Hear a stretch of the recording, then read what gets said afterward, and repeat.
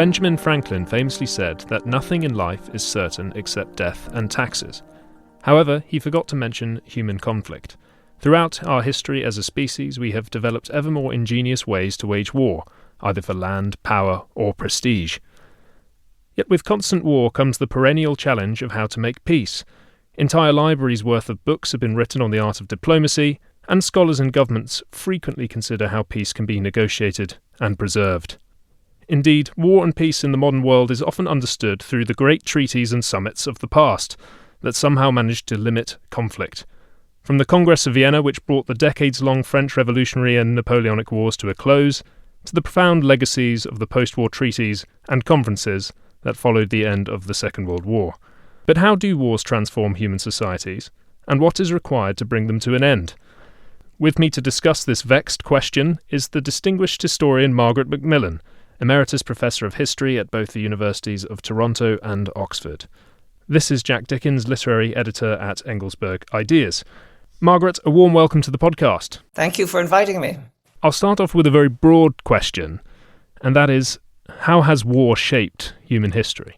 It's helped the rise of empires. It's brought about the destruction of empires. It has moved people around the face of the globe. It's caused great destruction. But in a strange way, it's also caused considerable progress. We probably wouldn't have modern states with their centralized government, with the services they provide to their citizens without wars. We might not have had some of the technological advances we've had, the scientific advances, the medical advances, for example, without wars. Wars make possible the pouring of resources into certain things. And so out of the First World War, we got advances in medical care for people who'd been badly wounded. Out of the Second World War, we got penicillin. We also got nuclear power and nuclear weapons. And so wars have a very mixed legacy for human beings. But as you say, they're deeply woven into our history. There's been much discussion lately about how the West, and particularly Western Europe, have become complacent about conflict during the so-called period of the post-Cold War peace dividend. Do you think that Western societies have become complacent and need to fundamentally change how they think about war? Yes, I do think they've become complacent, and I think it's understandable, because if you live in one of the very fortunate parts of the world, and if you've lived in those parts since 1945, as I have, you have not experienced war directly. Wars have happened elsewhere. If you live in Canada, most of the Americas indeed, if you live in Western Europe, if you live in large parts of Asia, if you live in Australia, wars will be something that happened very far away. Your own people may be involved in it, but very few of us know people who fought in wars. With the exception of the Americans in Vietnam, we haven't really had conscription in most developed countries. And so I think a lot of us have got used to the idea that peace is the normal state of affairs, that war is something that isn't going to happen to us, or if it happens, will happen to someone else. But if you look at what's happened since 1945, there's been a major war or a civil war somewhere in the world every year since 1945. And a great many people have died in those wars, whether it's the Great Lakes Wars in Africa, or wars in the Middle East, wars in Asia. A great many people have been displaced because of those wars. Their lives have been changed because of those wars. And so I think we've too easily assumed that war is not something that will affect us. And I think what we're beginning to realize today is that even far-off wars can affect us. The conflict now going on in the Middle East, for example, will affect prices, apart from anything else, in the West, may affect us in other ways. And what has also happened is the weapons have become a lot more deadly and a lot more far-reaching even than they were at the end of the Second World War. So we are no longer as safe from war as we once thought we were. Last week, a committee of the US Senate formally approved President Donald Trump's decision to rename the US Department of Defense as the Department of War. Is this an important sign of the times? Do you think we're living through a sort of epochal shift away from a period of peace and towards a world where wars will occur far more frequently? I think the renaming of the Department of Defense is more a gesture towards right-wing politics, the right-wing politics of the United States, and the stress on hyper-masculinity. I mean, look at the cage fighting, which has been taking place on the lawn at the White House. And so I think the idea that war is something manly and vigorous and something you want to do is part and parcel of the thinking of the people who support President, or many of the people who support President Trump. And so I think it's more a gesture in the direction of domestic voters and reflects a sort of mindset of people like the Secretary of Defense, Pete Hegseth, and the President himself, that war is something that men do. You notice that a lot of the top women in the US military have been eased out, are not being promoted, that are being forced to retire early. And there's a lot of talk about how they want warriors, meaning male warriors. So I don't think it means much more than window dressing or sort of gesture in favor of what they believe. Is there a way for a society to prepare for conflict and to be quite adroit about how it approaches the unstable geopolitics of the present moment without adopting this kind of perhaps overly masculine martial culture and allowing that to take over the institutions of the state? I think there is, especially when you think of what war is like today. I mean, if you look at who's done the bulk of the fighting and the planning in Ukraine, for example, yes, it certainly has been men fighting, but it's been women fighting too on the battlefields. But the sort of people you need in modern war are also what we might have in the past called the technical nerds, the people who know mathematics, the people who can make drones, the people who can respond very quickly to the changes that the enemy are making in the way they fight wars and in the technology the enemy are using. I mean, one of the great successes of Ukraine and why it's become such a formidable military power is it has become enormously quick at responding to new Russian tactics, new Russian ways of fighting, new Russian technologies, and countering them. And so I think that is going to be the future of a lot of war. You're going to need the scientists, you're going to need the people in the labs, you're going to need the people who don't necessarily bulge with muscles and have tattoos all over them. You're going to need more and more the people who are in the labs, in the workshops, in the factories, making things. You need thinking about them. So the modern technology or modern technological innovations can fundamentally change the way in which civil and military relations are structured. Is that fair to say? I think so. I mean, the technology that is available is always enormously important in the making of war. And technology, as we know, or the introduction of new things like the horse, can make a huge difference to the ways in which wars are fought. And those groups of people, whether they're nations or earlier types of groupings, clans, for example, those that can adapt are probably going to do better. I mean, those that adapted first to using the horse and developing a very mobile type of warfare were able to conquer vast swaths of land and take a great many people under their rule. Or the Romans, who were able to use the improved metals in their swords and shields, were able to become a formidable military power. So I think technology has always played a part.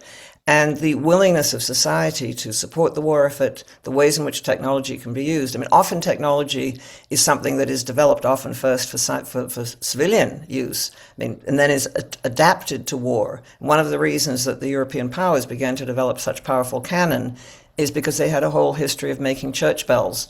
They had the metallurgy to make metal that didn't disintegrate as soon as it was banged or an explosion took place. And so often things that are developed for one purpose will be adapted to another. And it's the nations or groups of people who are adaptable, I think, who often do best in war.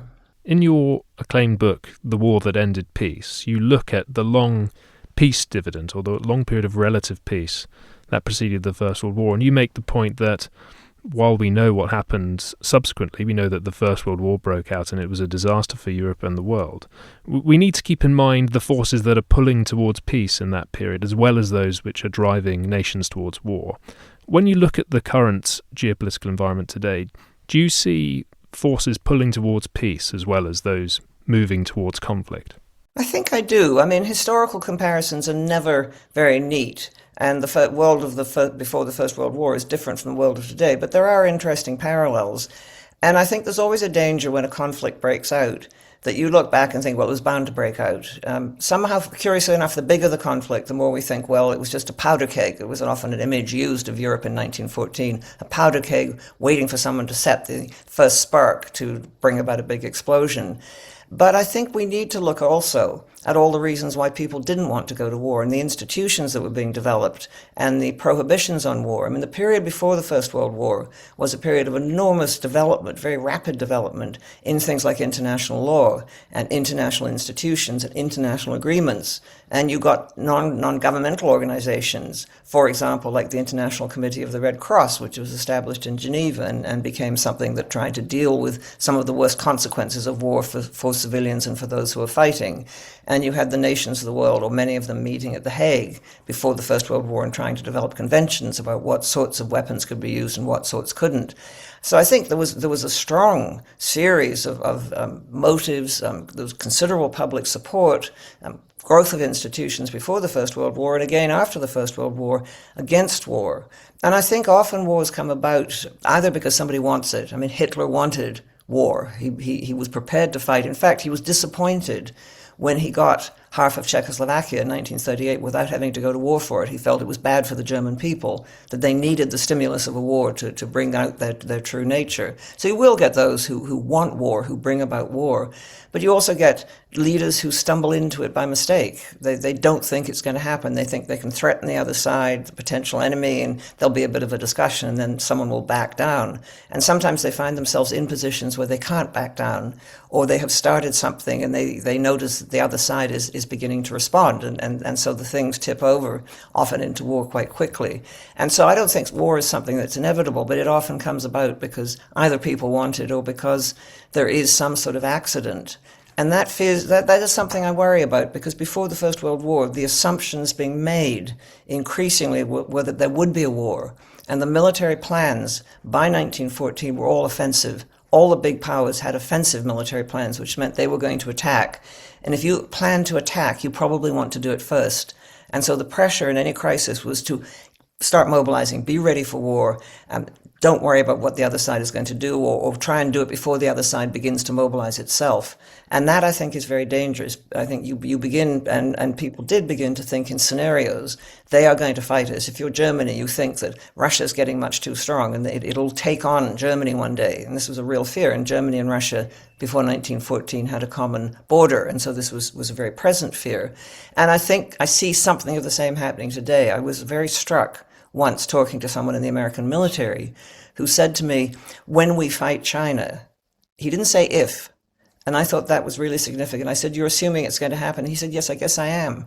And I think people in Beijing may be assuming the same. And that makes war, I think, more likely.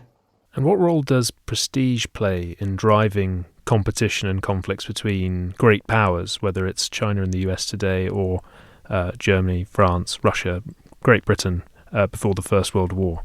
I think it does. It's the prestige of the nation. We can't afford to be seen to be backing down. I mean, in a way, it's the same sort of stress on having warrior values that we see perhaps in certain circles today. The stress was there before the First World War, and there's a complaint that the younger generation weren't ready to sacrifice. Young men were not really prepared to fight. What was wrong with them? And young women weren't prepared to give birth to soldiers and send their men off to war. And I think we're getting the same sort of thing today. And also among leaders, you get notions of prestige.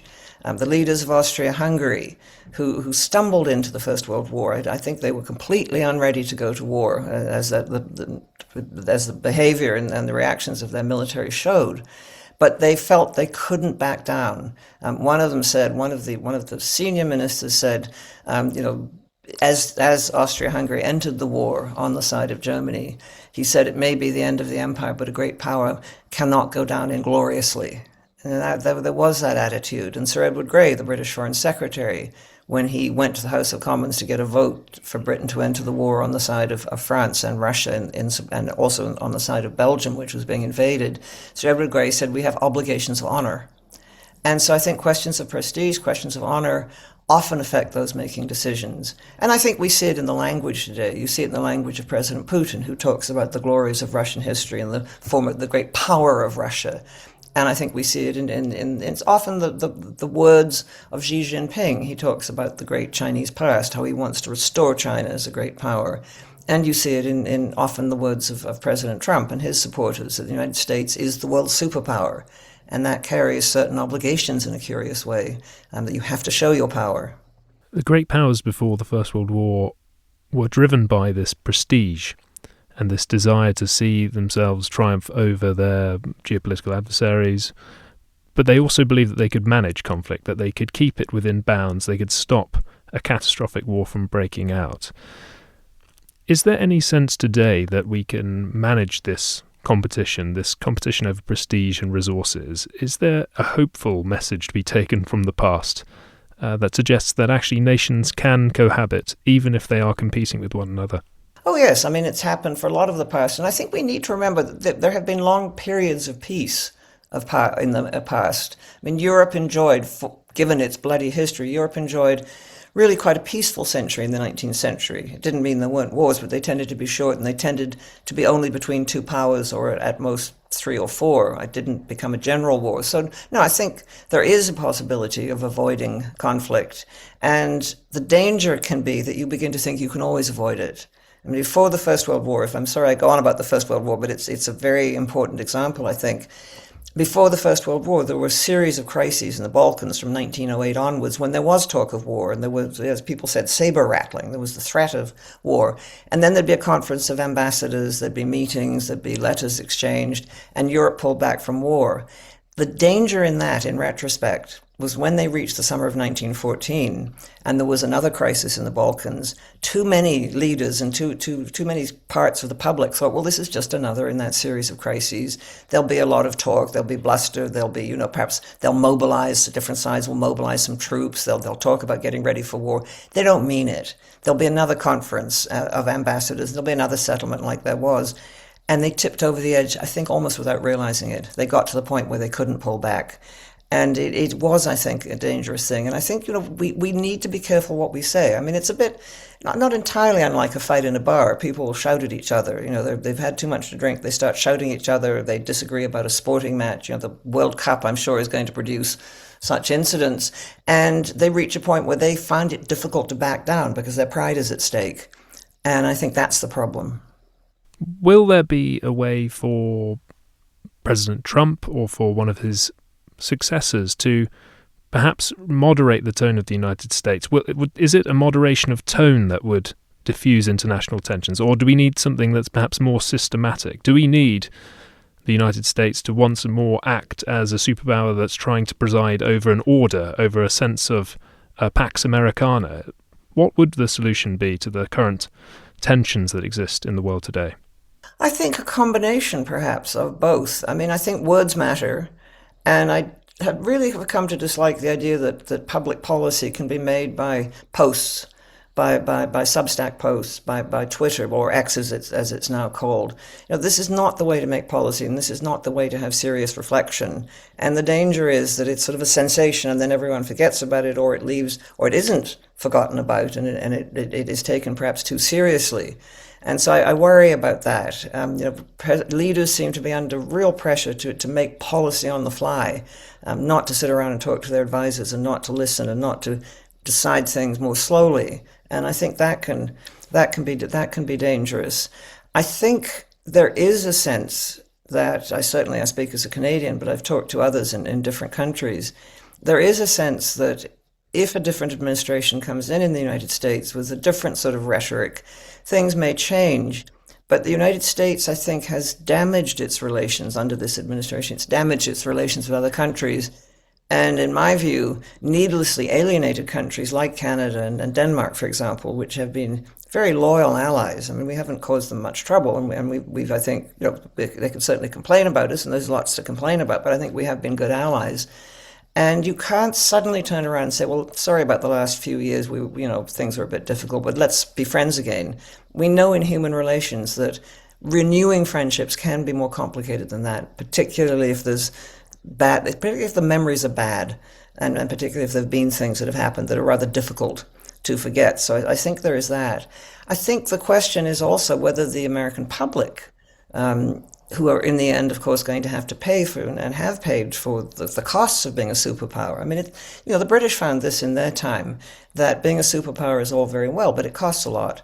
And your publics get tired of it, and they begin to ask, why are we paying taxes to maintain outposts on the other side of the world? What good is it doing for us? And so I think whether the United States will want to go back to being a superpower much engaged in the world, whether the rest of the world will welcome that or not, are questions that are very much open. I mean, I think what I hope we're seeing is a recognition among big powers, and I think the Chinese are very much aware of this. And the Chinese, on the whole, like rules. They like predictability. They like trade to go on. They don't like the threat of conflict disrupting trade, disrupting their oil supplies, for example. we have to hope that those countries and smaller powers recognize that they all have an obligation to try and work together.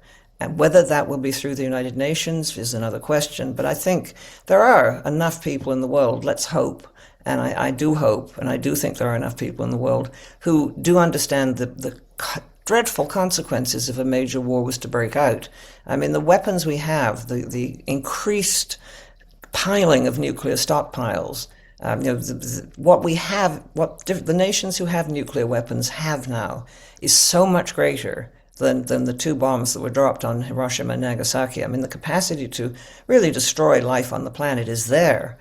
And I think there is a real realization among leaders, both in democratic countries, but also countries that are more authoritarian, that we really are playing with fire here. There's a really dreadful gamble that we will all suffer if a war breaks out. I'd like to pick up on what you said there about diplomacy by social media, which obviously Donald Trump is very active in pursuing on Truth Social. It reminds me of something that you mention in your book, The Peacemakers, which looks at the story of the Paris Peace Conference after the First World War and the Treaty of Versailles.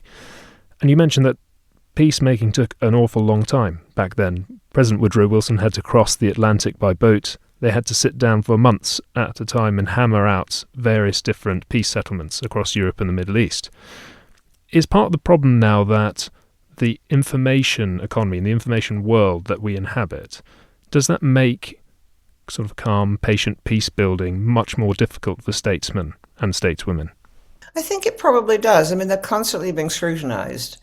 And voters want results, and voters don't want to pay more taxes. And if there's an expensive foreign war going on somewhere, voters' support tends to drop unless there's an existential threat. And I think for the American electorate, the current conflict that the United States has become involved in the Middle East is wildly unpopular. The polls seem to show that very few Americans support it. And I think a lot of Americans would say, what are we doing over there? And why are we spending this money? And why are our people in the service dying and being wounded over there? Well, what's it to do with us? And I think that's always going to put pressure on governments. But as we know from history, it's relatively easy to get into a war, but often very difficult to get out. And wars have a habit of running away with those who try and make them. So often we have heard, and it's happened, so often in the past, and it still happens today, we'll have a quick war, we'll have a surgical strike, we'll get it over with, and then we'll sit down and talk about peace. It doesn't happen like that. And when Hitler went to war in the Second World War, Kaiser Wilhelm, the Kaiser who'd been in power, not in power, but in office, who was the ruler of Germany at the time of the First World War, who was in exile in the Netherlands, said famously, "The war will run away with him as it did with me." And I do think that for once Wilhelm II was saying something sensible, which was not necessarily his practice. But I do think it's true that wars have a way of running away. And the danger is the longer they go on, the more difficult it is to settle. I mean, think of our own lives. We all know people who've had a very difficult divorce. And it makes it much more difficult for them to agree on anything, even if they finally do get an agreement. Or businesses where the partners fall out. And just how expensive that can be and how difficult it can be to settle. And I think we also face a problem today that because of social media, we expect quick results. And negotiating peace, I mean, if you think negotiating a business contract is difficult, you think of how long and how many lawyers it takes to negotiate a merger, say, between two big corporations.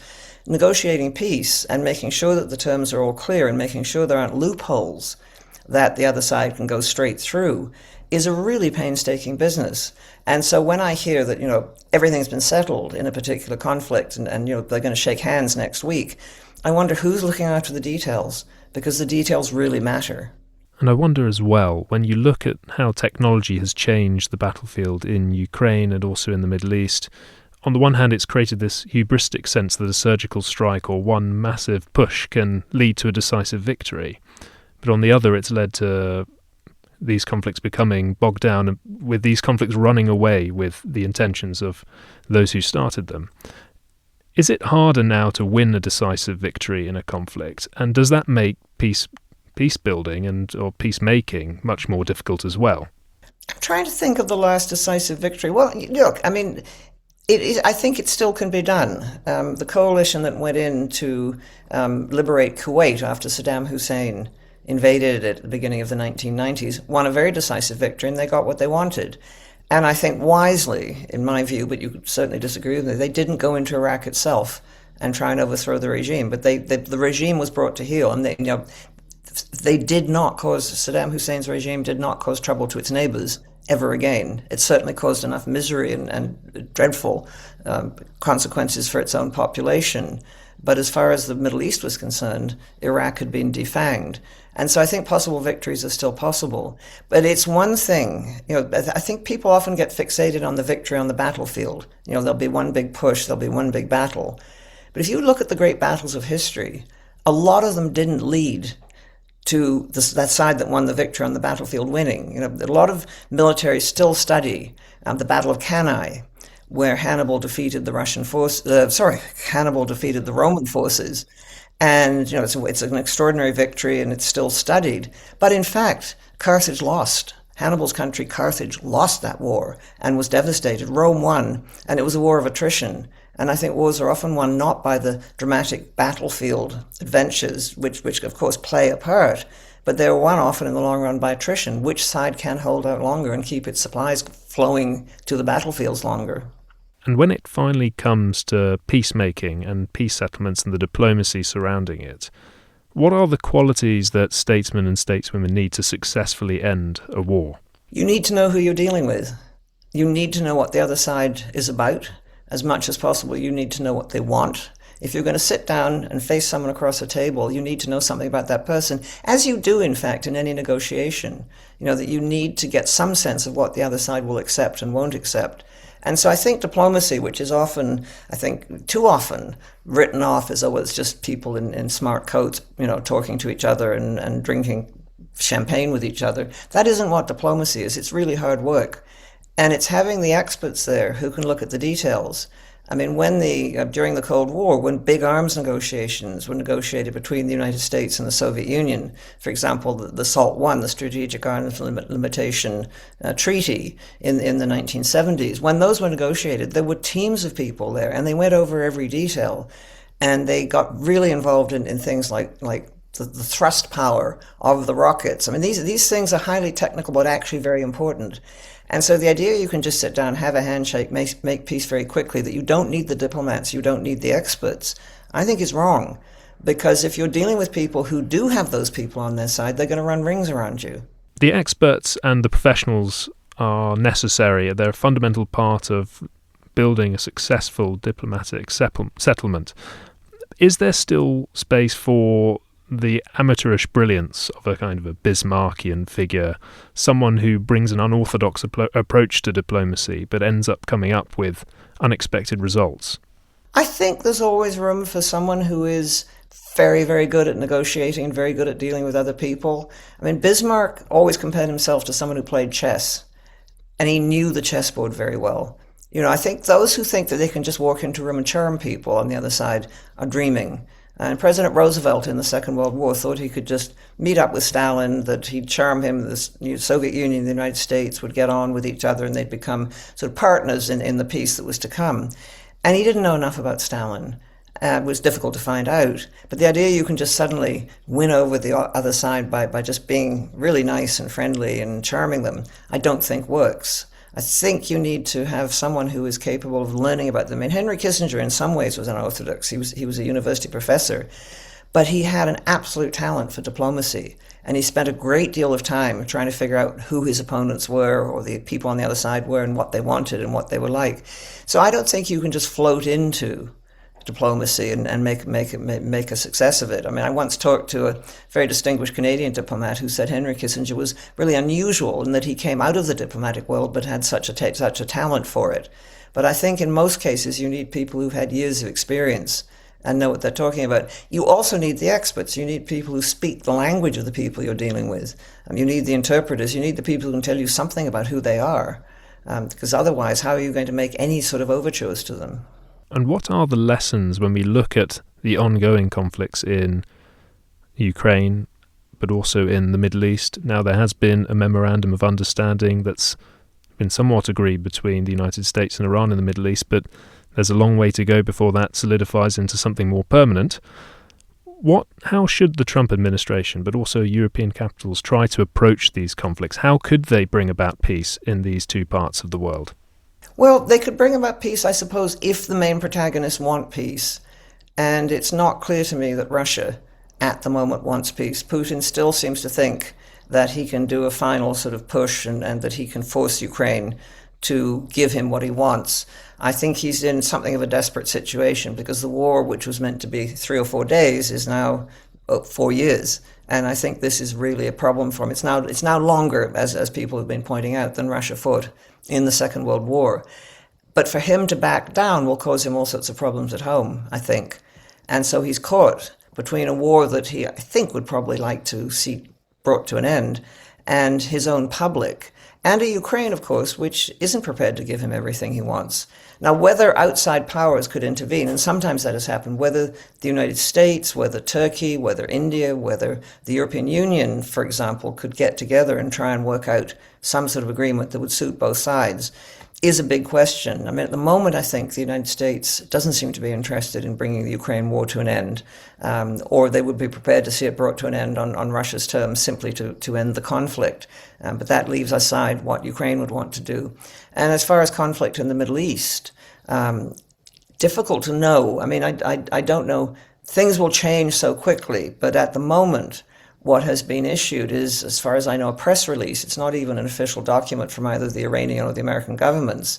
And there will be apparently a further period. There'll be something will be signed. We don't know what. And then there'll be a further period of 60 days. But 60 days is not very long to deal with all the highly technical issues of the enriched uranium, for example, that Iran has, or the types of missiles it has. I mean, the agreement that President Obama made took, I think, 2 years to negotiate.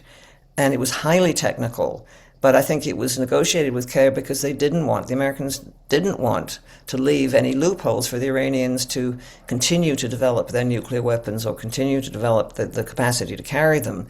And so I'm worried that there's sort of real pressure to get this settled quickly. And I worry, as I always do, about the lack of knowledge. I mean, I heard the other day that in the British Foreign Office, there is precisely one person who speaks Persian. Now, if that's true, that's not a good sign, because Britain, like other powers in Europe, needs to know something more about Iran and be able to understand and, if necessary, decode the message that the Iranians are sending in their own language. I'd like to return to the prospect of great power conflicts again, particularly between the United States and China.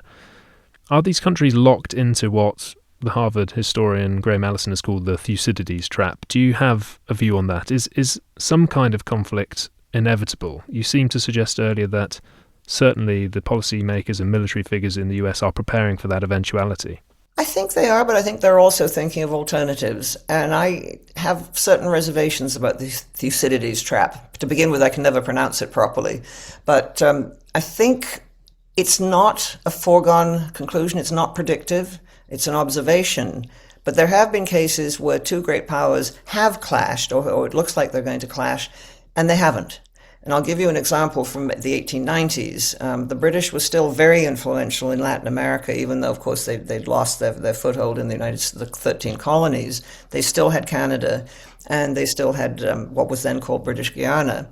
And they also had done most of the investing in things like railways, which were key strategic and key economic institutions in Latin America. So the British were highly influential in Latin America, and they had islands in the Caribbean as well. And the Americans were increasingly edgy about this. They saw the British as a threat. There was talk about how the British need to be pushed out of the Caribbean, pushed out of British Guiana, and there was a dispute over the borders between British Guiana and Venezuela. And there was talk both in the United States and Britain about war, that we're going to have to fight. It would have been a very one-sided fight, I think, because the British had the Navy and the Americans at that point didn't yet have much of a Navy, although they were beginning to build one. And instead of a war happening, I mean, the United States was the rising power. Under the Thucydides trap, the established power is the one that is there, like Britain was, and the rising power, and they're bound to clash because the rising power won't be kept down by the established power any longer. And this was a perfect example of what could have been that sort of conflict between the United States and Britain. And it didn't happen. Wiser heads on both sides said this is ridiculous. We're fighting over a bit of territory between two countries. We don't need to do this. We don't need to fight. The British were prepared to make concessions to the United States, and the United States were prepared to pull back. And so I don't think it is predictive. I think there are examples of where this didn't happen. I also find the whole notion, I did go back and read Thucydides, and if I had been asked which is the rising power and which is the declining power, I would have had trouble.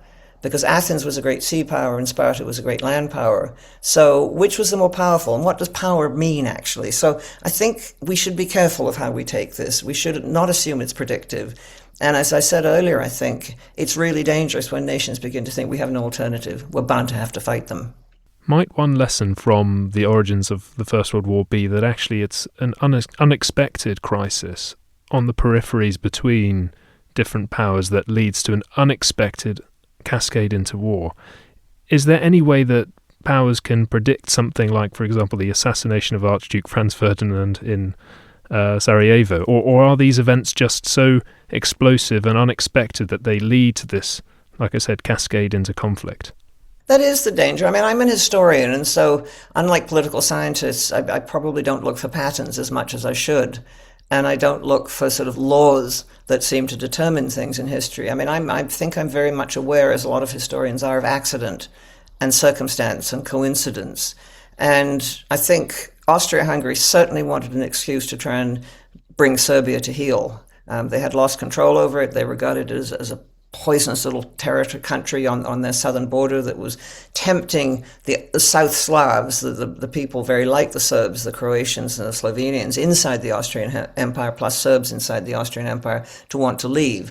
And so Serbia was something of a threat to the very existence of Austria-Hungary. And so in the Austro-Hungarian government, there was a lot of talk about we have to finish Serbia off once and for all. We have to make it a sort of vassal state again or whatever. And so the assassination of the heir to the Austrian-Hungarian throne was an absolute godsend in many ways. And the irony was, I mean, he wasn't popular, so people didn't particularly mind that he'd been assassinated. And the irony was that he had been one of the firmest voices against trying to destroy Serbia.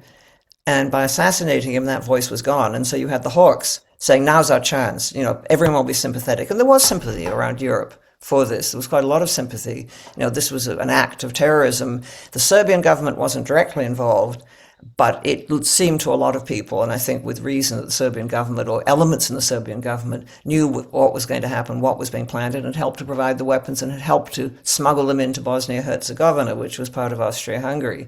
So, yes, I think it was an accident, and there were enough people in Austria-Hungary making decisions who were ready to use it. So I think that is a danger, that something will happen. And I think it also matters, and again, I speak probably more as an historian than a political scientist, it really matters who's in power. You know, who's in the government, who's making the decisions. You know, if you hadn't had certain things in the First World War, if you'd had a Tsar in Russia who was a bit of a stronger character, who hadn't given way to his generals, Russia might not have gone to war. If you'd had Franz Ferdinand, who was the Emperor of Austria-Hungary, he'd been very sick that spring and he was very old and very much alone. If you'd had someone else who was younger and more vigorous, they might have said to the generals, don't be crazy. Or if you'd had in Germany, a Kaiser who had been prepared to use his authority to stop the general staff from doing what they wanted, it might have been different. We'll never know, but sometimes it really does matter. And I think, again, look at the Second World War. If it hadn't been for Hitler, would we have had another war in Europe? I'm not sure. Thinking about the present day, do you think that there's a danger, perhaps, that in fixating on Taiwan, for example, as a flashpoint, an area where obviously the relations between China and the United States are actually quite ritualized, there's a kind of fudge that seems to have worked so far, they might miss something that happens, a shock event in a flashpoint that's lesser known, that might lead to this kind of tumble towards war? What I worry about, I guess two things. I mean, Xi Jinping is getting to an age where, like a lot of people, he thinks about his place in history. And he's always made it clear that he thinks Taiwan should be incorporated into China. And he's not liked the rather ambiguous state that it's in. So there's that, I think. You know, he has acquired more and more power over the years. And it's not clear how much resistance there would be within the government or the military to his order, if he were to give an order to try and incorporate Taiwan forcefully. So there is that. I think. The other thing I worry about is that there might be an incident. I mean, we have in the seas around Taiwan, you have American naval vessels, American submarines, for example, American aircraft carriers. You also have American planes, and you have Chinese ones. And they have come very close to bumping into each other. Now, what if by mistake a Chinese plane shoots down an American plane or vice versa? Or one side sinks a ship that belongs to the other side? Would there then be an outcry? Would public opinion begin to get involved? And that's a danger always. I mean, you know, the publics begin to get engaged and governments then get under pressure to do something. And so I worry about an unforeseen incident provoking a wider crisis. Finally, I just want to ask you about the utility of what's called applied history. And the general idea is obviously that you take what's happened in the past and you try to understand the present through it. And you try to achieve certain desirable outcomes and avoid outcomes that aren't desirable. Do you think, as an historian, there is a danger that we sometimes overestimate the value of history as well as underestimate it? Can we draw parallels that are too restrictive and that actually limit the options that we have available to us? It's always a danger, I think, that we'll get ourselves into thinking in certain ways and not considering alternatives. You know, the use of analogies, which a number of historians have written about in a very interesting way, can be a trap. If you think that something is just like what had happened in the past, or very like what had happened in the past, you will make decisions based on that to avoid perhaps some of the catastrophes of the past. There's a very interesting book by someone called Yuen Fong Kong about the way in which the Americans used the appeasement analogy, you know, the attempt to appease the dictators before the Second World War so appetites would be satisfied and they wouldn't want to go to war. And the Americans used that analogy with Vietnam. And it became almost a self-fulfilling thing that, you know, we have to do this because otherwise we will get another person like Hitler and someone like Mussolini who will create a general war. And George Ball in the State Department, who knew Asia very well, was one of the few people who spoke against this. And he said, we should consider another analogy, not just the appeasement. We should consider what happened to the French in Vietnam. They lost a war in Vietnam because they underestimated the Vietnamese. The war was unpopular at home. And he was dismissed. Those in the State Department and others who were arguing for more involvement in Vietnam, an escalation of American involvement in Vietnam, said that was the French. We'll deal with it differently. Well, in fact, what happened to the Americans in Vietnam is very like what happened to the French. And so I think looking at the past can be helpful and give you warnings as long as you don't get trapped in a particular way of interpreting it. Just on another note, it's interesting as well that the appeasement analogy was the one that Anthony Eden and Guy Mollet used when they were thinking about Nasser and the Suez Crisis. So it's interesting how for a certain generation that loomed large in the imagination and, like you said, made them overlook things that perhaps would have been more useful. Anyway, thank you very much for the conversation. I think that's a good note on which to end. Margaret MacMillan, thank you very much. Thank you, and I hope I haven't left you and anyone else very depressed. I think, look, we have to keep hoping, don't we? Exactly. We need to have reasons for optimism as well.